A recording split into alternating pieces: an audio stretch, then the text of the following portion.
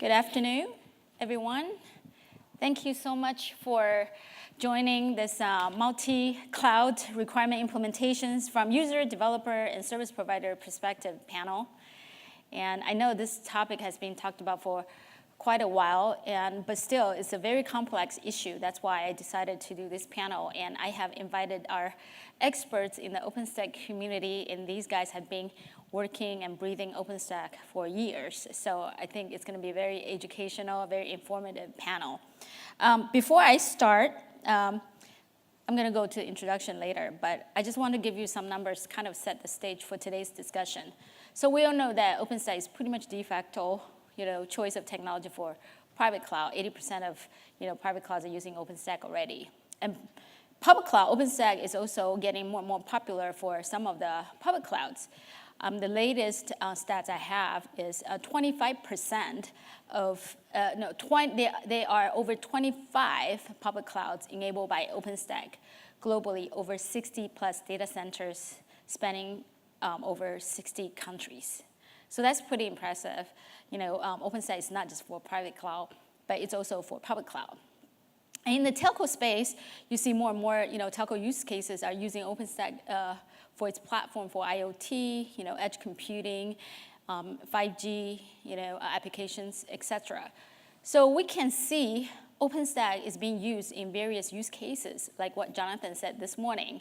And a lot of ITs are usually using OpenStack for various forms of OpenStack cloud, whether it's public, private, or telco, or other financial services, etc. Here I just have some statistics here to show you. According to RightScale 2017 State of the Cloud Report, 85% of the enterprises are deploying hybrid cloud. And some people actually say even higher. So in other words, they're using OpenStack in not just a private cloud environment, but also, having OpenStack enabled private cloud, talking to various forms of public clouds, and then maybe connected to edge clouds. So on the right-hand side, I show you, as you can see, it's just an example. I'm sure there's different ways of configuring your enterprise IT. So as you can see, there is a really strong need for multi-cloud to work properly based on OpenStack. And that's why we're having today this discussion today. And as a foundation, as a community, we are taking, meeting multi-cloud very seriously. I don't know if you remember this. This was happening in Barcelona Summit, and Jonathan did this live demo, and he invited 17, companies all together running various forms of OpenStack-enabled cloud, private cloud, public clouds, and he gave us the same, workload, and all of these clouds produced the same result. And that was a very, I think that was a huge milestone for us because it marks, it tells us that, this is not just science fiction. This is possible if we do it right. And OpenStack can be truly delivered in a multi-cloud environment. However, we know it's not that simple. And you heard this morning's keynote from Lou, and he talked about multi-cloud as well, this security issues, networking issues, and stuff. And so this is why we're having this discussion today. So right now, I would like to introduce our panel. And first, I'd like to introduce myself first. My name's Annie Lai. I've been involved in OpenStack community for over 2 years. And compared to a lot of these guys, I'm pretty young. My OpenStack age is pretty young. But I've been doing IT for a long time. And I work for Huawei. And Huawei is an OpenStack user, developer, as well as distro, distributor. And so we have various perspectives about OpenStack in a multi-cloud environment. And I have this elite panel here, and I'd like to have all of them introduce themselves. Please share with us, the company you work for, the role of the role that you play in your company, the role that your company plays in the OpenStack ecosystem. Who would like to start? Well. Hello, everyone. My name is Frank Starsky. I'm a senior principal software engineer working for Red Hat in their office of the CTO. My role there is to work on NFV technology strategy, as well as heading up a team of NFV partner engineers working with our strategic partners. Red Hat is a passionate OpenStack user, contributor, as well as providing an enterprise-grade distribution of OpenStack. Hello, my name is Al-Gaaf. I'm working for Deutsche Telekom. I'm a senior cloud technologist and working on different topics. Basically, my area is NFV clouds within the Deutsche Telekom. These are the most private clouds, but also topics like Ceph.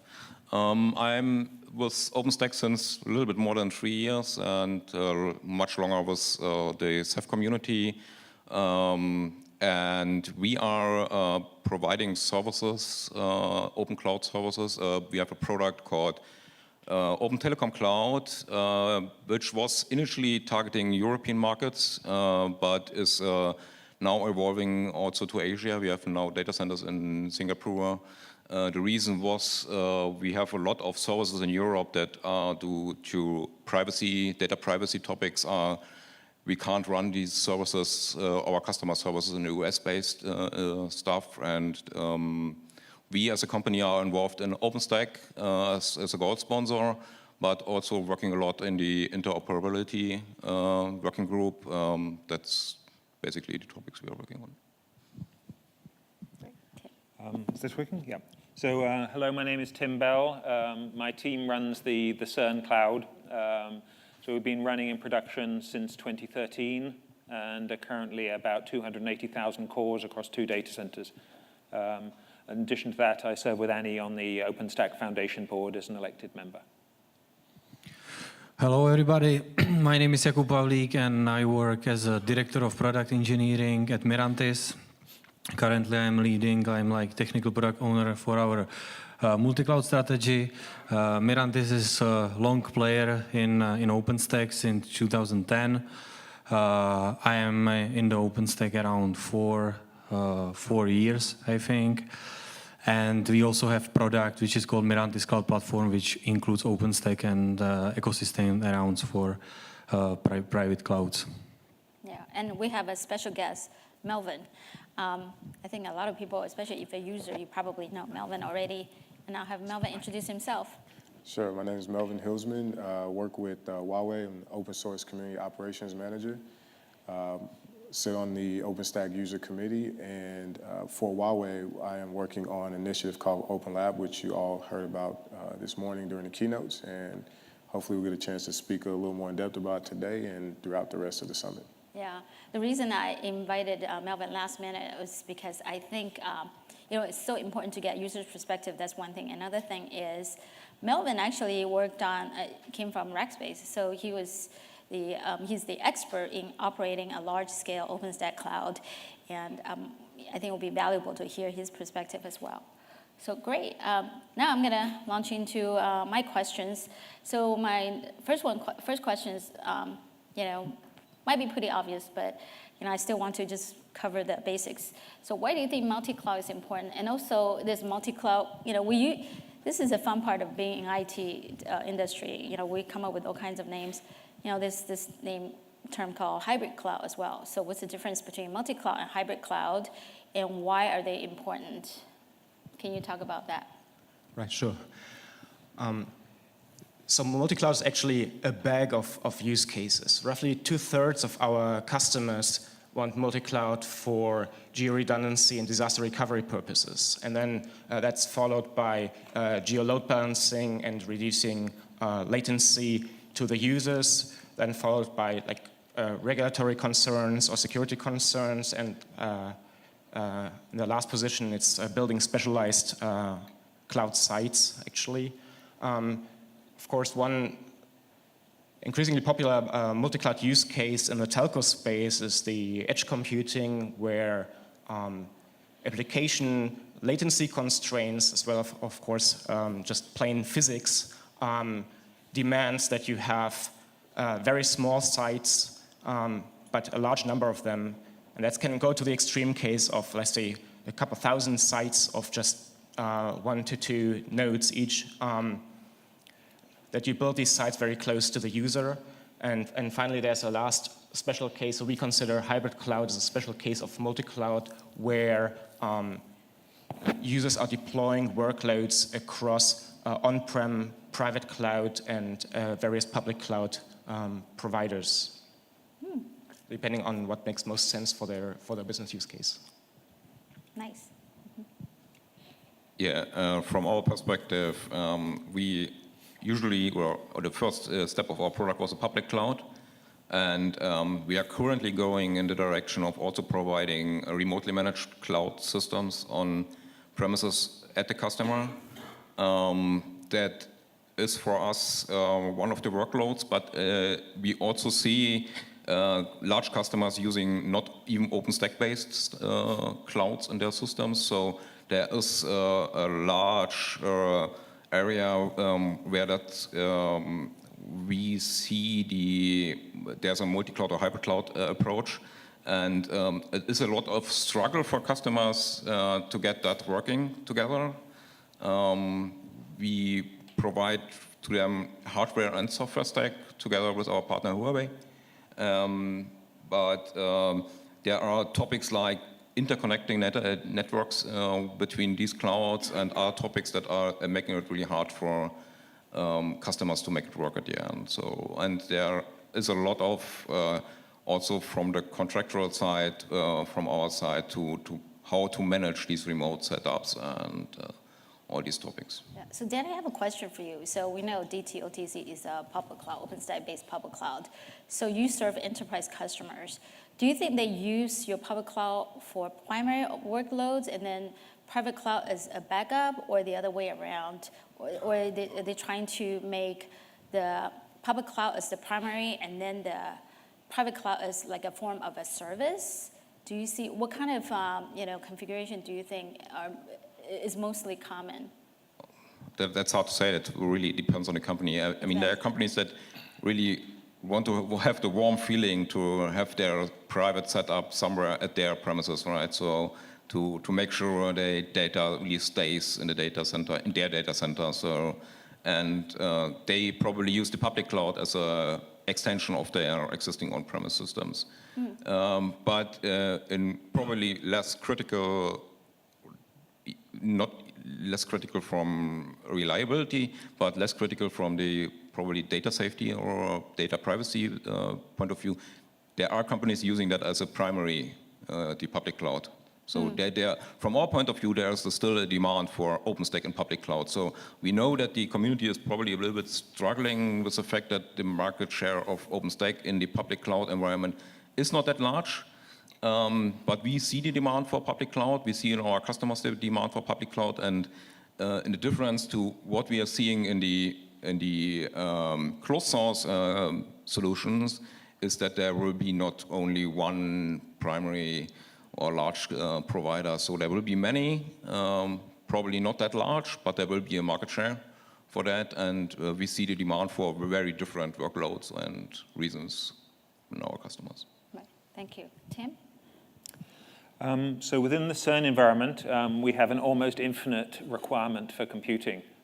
Simulating the universe is quite an expensive computing operation. And so with that, we're looking at two primary uses to the use of multi-cloud. The first is the case where we need additional long-term capacity that we're not able to accommodate within the CERN infrastructure. The second is the use case as we come up to a big physics conference, people feel the Nobel Prize is just within reach if they only had a bit more computing. And at that point, they want rapid response and additional capacity for a short time. So with this, the multi-cloud style options allow us a great deal of flexibility to be giving physics capacity to the end user and making sure that computing should not limit our ability to produce research results. Great. Okay, so we have pretty clear picture at Mirantis what means multi-cloud for us. And I would say that it's not even so much OpenStack related. Because if you take a look and what our customers is asking for is like they want to use AWS, they want to use Google Cloud, they want to use their existing VMware. Sometimes they even don't want to deploy OpenStack for the infrastructure. So what we see is that we focusing on multi-cloud microservices layer, where we building product based on Kubernetes, where Kubernetes provide us like same layer of abstraction on no matter what public provider is it. And then immediate benefits are workload mobility. Customers can choose which provider is better. We building something like intelligence, which help them decide based on costs and based on latency where it should be better to place workloads, and it also gives them freedom. One of example of one financial institution, they, for instance, using Google Cloud for analytics data processing and AWS for standard web applications. And they're looking for the way how they can roll out those workloads across. So that's the pretty much benefits of multi-cloud. Yeah. So I have a question for you, Jacob. So I understand it's a reality, right? Customers want to have choices. Sometimes they want to, have an open source solution, but then they also want a proprietary for various reasons. So for you, do you think interoperability between OpenStack private cloud and those proprietary public clouds, do you think that's a lot more complex or not necessarily than OpenStack private cloud, OpenStack public cloud? Can you comment on that? Yes, so I think that you can see it on EC2 API versus AWS, right? Like when OpenStack tried to build same API for AWS, that people will consume same way. I don't think it was like so much successful, like own cloud has like own API. So what we're really looking for is just like Kubernetes API can abstract any cloud, even if it's OpenStack based or not OpenStack based, and you can consume it same way, like same standard. So what we need to come up with is the open agnostic way how we can actually deploy Kubernetes clusters on given cloud providers and then give them same experience on the clouds. Because coming with single tool which provides you same interface for all VMs, or like all requesting resources across all clouds is very difficult. Yeah. Does anybody want to comment on that? Yes, so I would definitely back up the idea of saying we don't standardize at the pure infrastructure as a service layer, but look to layer on top of that. For that purpose, we've been using Terraform and have been running using Terraform as our overall orchestrator on top of the Open Telecom Cloud from T-Systems, using exactly the same tooling that we're using on-premise and also in the public cloud. Two mics. Oh, does Danny want to make a comment? Yeah, for us, we see the same struggle with that, and we see that the future probably lies in using container technologies and or container orchestration to unify these resources to the customers. But we also still see issues like discoverability in the area of OpenStack.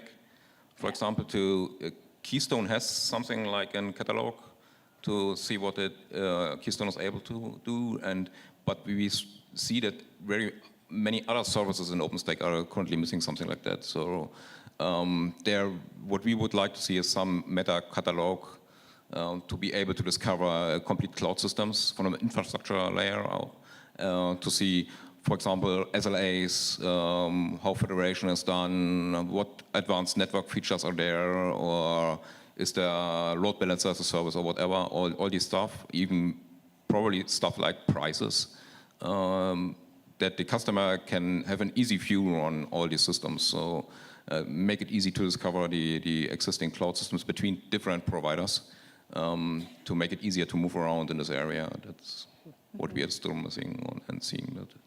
Okay. Who wants to? Yeah, I can just echo what has been said before. It's important to give the users a choice where to deploy their workload, and if it's on Azure or Amazon or Google Clouds, that should be possible. We do have even open source management systems to enable this kind of even policy-based placement of workloads, let's say in the ManageIQ project. And absolutely, I agree that on a higher layer, when you orchestrate applications, Kubernetes is also the tool that allows you to do this kind of abstraction of the underlying infrastructure. Mm-hmm. Anybody wants to make more comment? So kind of like leading to my next question is, So obviously you guys have done, implementations of multi-cloud based on OpenStack. So can you just give us an idea which part was the easy part, which part was more the challenging part? Who wants to start? I think Tim is smiling at me. Looks like you want to share. You have a lot to share. So I think we started doing our first investigations in 2014 of using various forms of external cloud, and with that, I think the easiest part has actually been getting a basic compute-intensive workload going. The more difficult aspects have come in terms of trying to work out how do we handle data. To what extent do we want on-premise data to then be master copy versus having master copies in the public cloud? With 200 petabytes of data, you don't want to be in that situation where you get the 1-week warning letter from your public cloud provider to say, can you please move your data out? At the same time, we've also seen major problems around the networking area. We're intensive users of networking, and sometimes we find it difficult to get the necessary levels of network bandwidth at a reasonable price into some of the public cloud providers. So there we are looking to extend the academic networks right up to the entry point of some of the larger data centers. And the European Union has been helping out with a Horizon 2020 project called Helix Nebula to make this happen across Europe. Mm-hmm. Who else wants to share? The easy part, the hard part of the implementation, multi-cloud implementation? I mean, I think many of the scenarios are very similar to the ones that we find locally. It's been very interesting working with people like the Open Telecom Cloud, because we're basically using the same software, and so we'll often see the same problems on-premise and off-premise too. Yeah. Looks like Frank wants to say something. I just want to add that OpenStack's strength in terms of its flexibility and customizability at the same time is a weakness in a certain sense, because a lot of our customers, they design their own deployment architecture. So there are many, many options to do that, and then they ask us to support that. And we see customers going everywhere from a shared nothing architecture to multi-region, multi-site, various forms of stretching, let's say remoting a compute, or stretching even the control plane. And so I think what we really need to work on more is this kind of standardization around best practice architectural deployments. And of course, we were very happy to work with the community on that, like the Fog and Edge Computing Working Group and the others. Yeah. Yeah, from a hands-on approach, not just deploying that complexity, but supporting it is extremely difficult. So again, as an operations person, you have to, operations, sales, developers, everybody has to play this game of, how do you give the customer what they want, but at the same time be able to support it in the long run. And so, I agree with Frank here in terms of, the complexity is, a benefit as well as, a problem often. Okay. Yes, so I would say that technology itself is easy part. I mean, you can overcome, you can create it, right? But the problem what I see more is people and process, where it's sometimes much more difficult from governance perspective and from compliance perspective to move some workload of traditional enterprises to public clouds. What I mean by that, I have fresh example of one of institution where they basically, when they took their golden image with their operation system, what they're using on their standard VMware architecture, and they try to launch it on AWS, it bootstrapped 20 minutes, right? Just OS starting with all their things in golden image, 20 minutes, right? So it's more about tracking where workload runs, where data are stored, right? Because you also cannot build private clouds around all planet, right? You need to keep data in specific locations of the countries, right? So this is the much more challenges than the technically if we create tool which install Kubernetes there and there, but more security and compliance. Yeah. Well, I'm really happy to hear from you saying technology is not really the hard part, it's the people process. So in that case, I'm going to give you a really like high requirement. I tend to be an idealistic person, so I'm just putting myself as a user, right? To me, if I'm in a hybrid cloud or multi-cloud environment, from a user experience perspective, I want to be able to run applications anywhere. I don't really care about what clouds are running underneath, how workloads are being dispersed, and I want to be able to develop, any applications I want anywhere. So to reach that vision, first of all, is that vision correct or reasonable? If it's reasonable, do we have gaps in the OpenStack stack today? If we do have gaps, what are those gaps? I mean, I think it's reasonable, but with certain limitations, right? Like you have to have a healthy perspective of your I want to do whatever I want to do kind of situation, right? So it makes a lot of sense, but I think like Jacob's saying, and essentially what I'm saying is like there are limitations that you have to be mindful of, and so yes, multi-cloud works, but you have to know I can only do so much in this area. I can't move data from one country to the next country, or I can't move a VM from here there, a container from here there. I have to know that when I'm doing certain things, these processes and procedures apply here. And so, yes, I can do whatever I want to do, but this only gets so much of what I want to do, and then I got to, go somewhere else to complete another part of that. So, yes, you can do whatever you want to do, but again, understanding where the pieces fit together is very important versus just, this pie in the sky kind of mentality as it relates to that. Yeah. Well, let's bring it down to the practical level. So do you think we should have the same set of tools and SDKs and language support on all these clouds? I mean, would that be kind of a number one step to make sure that, we are all on the same kind of almost similar or equal development environment? Do you think that would be very essential to achieve first? I'm sorry, do you want to respond to that before? Yeah. I guess that's my question. He's got a mic. Sorry, I promise, I'll get back to you guys. I promise. Well, so as it relates to OpenStack, yes, like, the foundation of, building on top of a cloud, in my view, is, the SDKs, right? OpenStack only supports or guarantees support up to a certain point. And, without stable SDKs, it's difficult to begin to do, a number of things in the larger ecosystem. So, it's kind of a segue into OpenLab, which we won't get too deep into, but that's kind of the premise of OpenLab is to first focus on the fundamental layer of the larger ecosystem, which is the SDKs, and ensure they are stable, so that the Terraforms and the Kubernetes, the Cloud Foundries, the Bosches, all those things work very well. Okay. And the SDK layer is very solid. So great. All right. I'm sorry, Jacob. No, it's fine. Like, it will maybe sound fair, but I don't think that it's possible to standardize on infrastructure layer, because like a huge portion of market has AWS, right?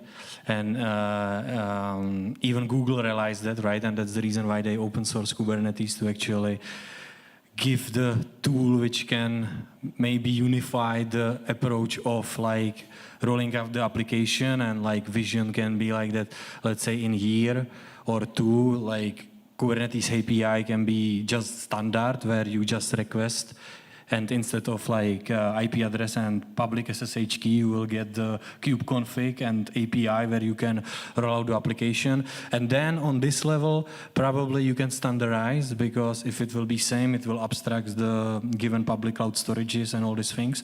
So I think what OpenStack community should focus on is to make sure that core is stable, that it works, that people can deploy it.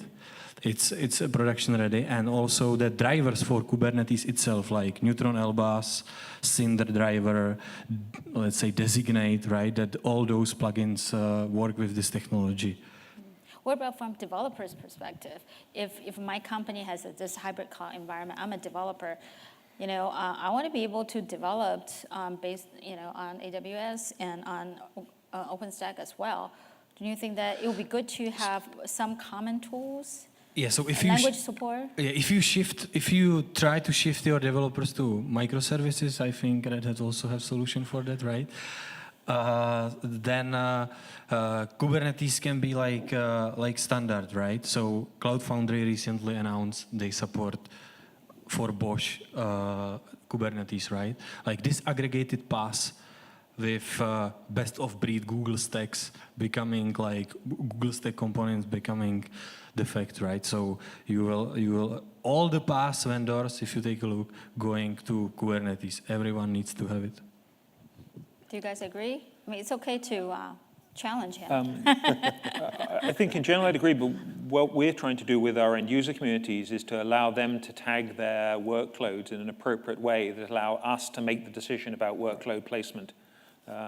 And so what's important here is they describe what they want to do, not how they want to be running. And then we'll make the decision about what the right place is for that workload according to what contracts we have established with which providers and what is economic.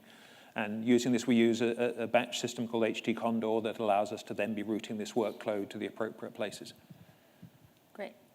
Yeah, I see the same issue. From my point or our point of view, the user shouldn't even care if we run it on AWS or on OpenStack. So that's something the user or even the developer should not be aware of. Mm-hmm. He must be aware of probably the policies that are in place to place their resources. So there will always be in every cloud system or in every company there will be some policies in place if they are security or data privacy driven, or if they are cost driven to place software somewhere, and even reliability driven to how many availability zones are there and all that. And for that we need a way to discover all that and make it possible to probably expose it to the user, that he can probably make the decision on their own, or they are, as in your case, driven by a governance project or whatever in the company. So that the demand is there.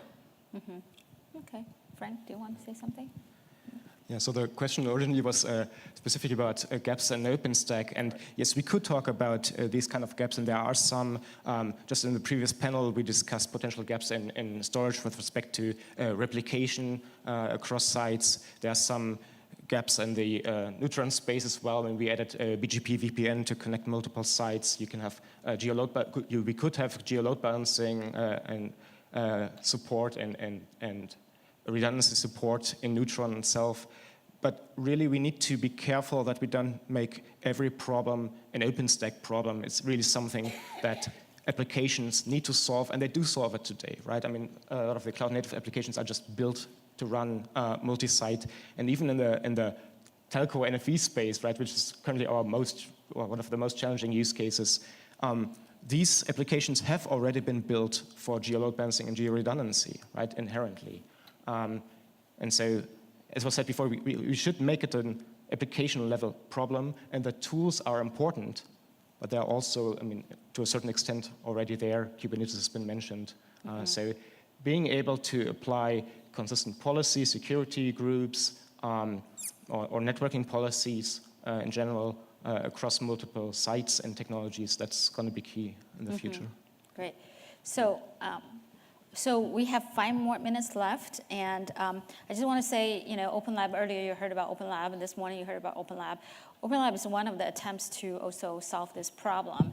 And so that's why today I invited Melvin to come and give us a little bit talk about, OpenLab, because this morning the announcement was a little vague, and maybe Melvin can give us a 5-minute sure. Presentation on what OpenLab is. I got some slides for you. I took his slides, but he doesn't know what I have. Okay, so these 2 slides.